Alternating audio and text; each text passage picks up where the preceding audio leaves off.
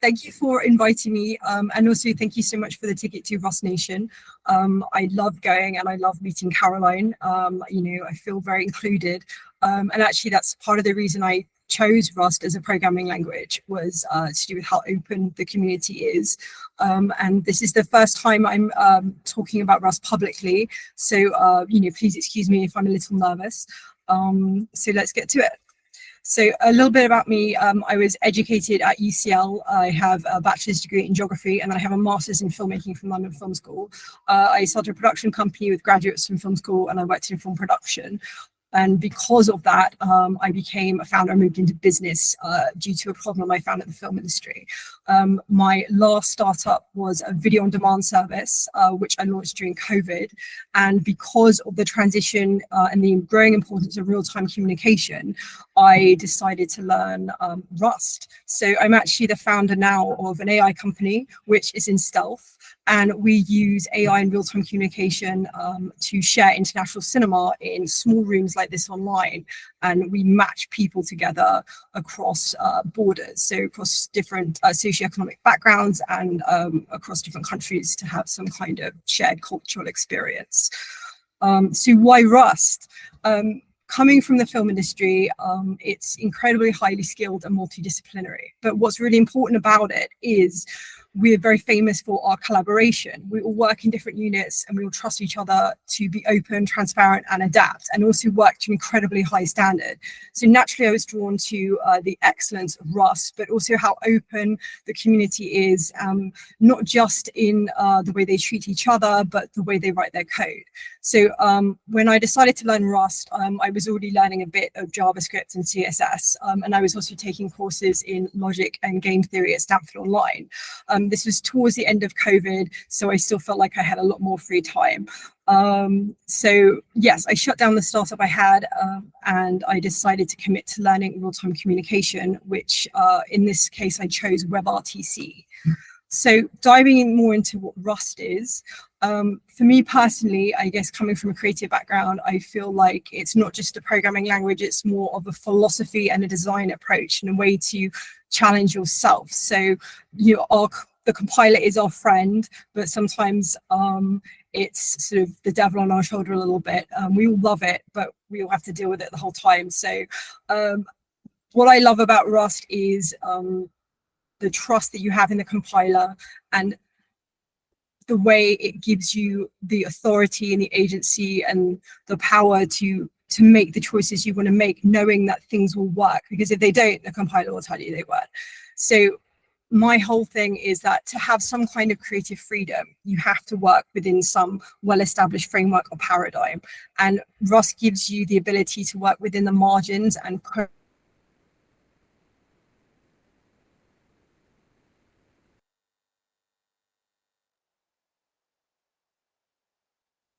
we seem to have had a little frozen stage, I think, from Faith.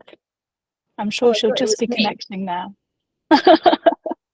No, I think she's had a little pause.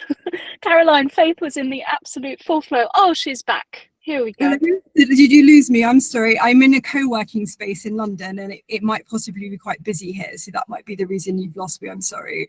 We're back. What was the last thing I was saying? And did I look okay? Was I holding something, some obscene gesture or something? No, it was fine. Sadly, there was no very funny face. Okay. Where was I? Where did you lose me at? Was it ownership or concurrency? You were saying that you need, what's helpful about having Rust, or what I heard was, what's helpful about having Rust is it allows you to have rules that you can be creative within the margins of. Yes, exactly. So the heart of the technology that I love, which is WebRTC, is WebRTC is about making peer connections.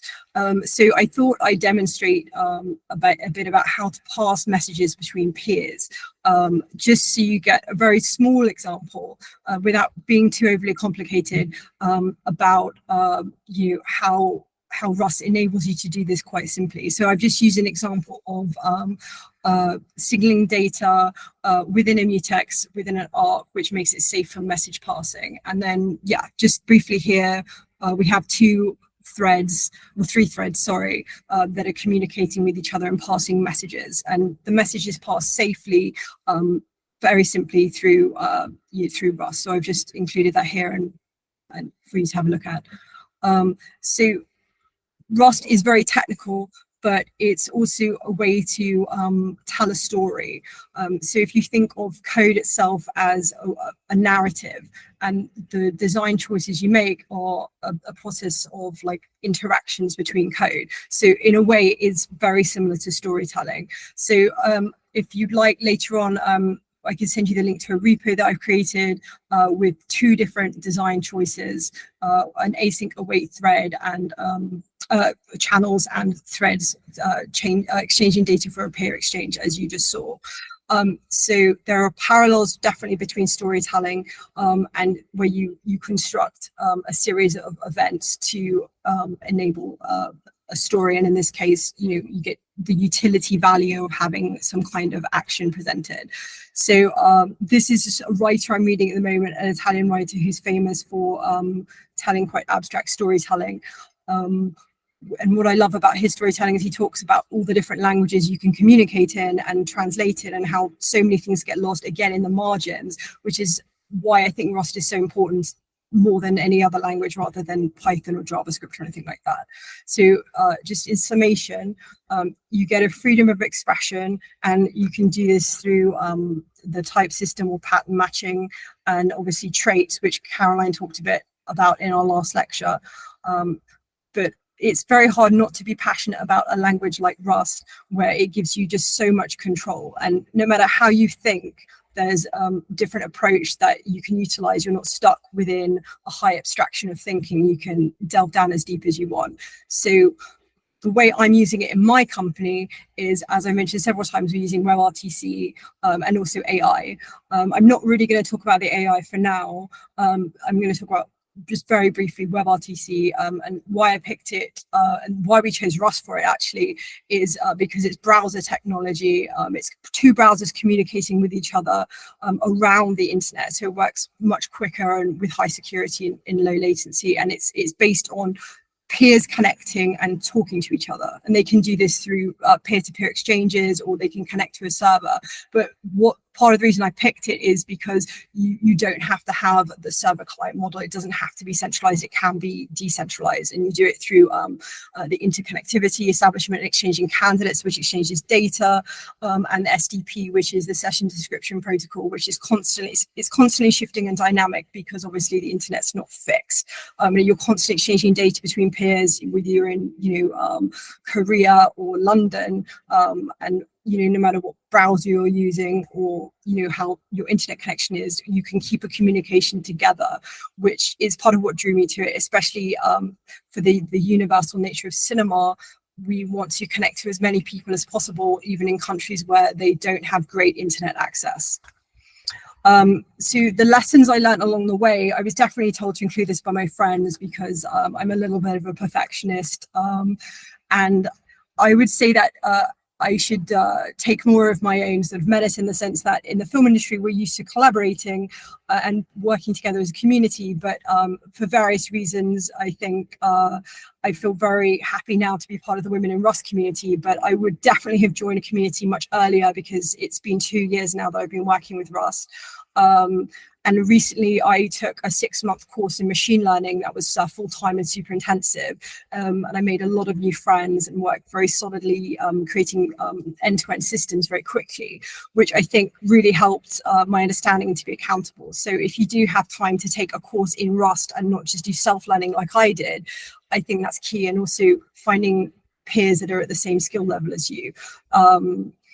So I think as well, I should mention a certain amount of research is very important. On my machine learning course, we read journal articles, but also when I learned WebRTC, I read maybe 30 RFC documents about essentially how the internet works, security, connections. And I think I was lucky in the sense that I picked Rust, because if I hadn't, I would have got really lost in just the expanse of knowledge. So I would say the confidence level goes up when you build and also just make a ton of mistakes. So with that, I just wanted to say that it's been a huge journey of personal growth for me. I would never have started becoming an AI engineer or even calling myself a programmer if I hadn't learned Rust. And I'm just very grateful for the programming language and for the community. So thank you.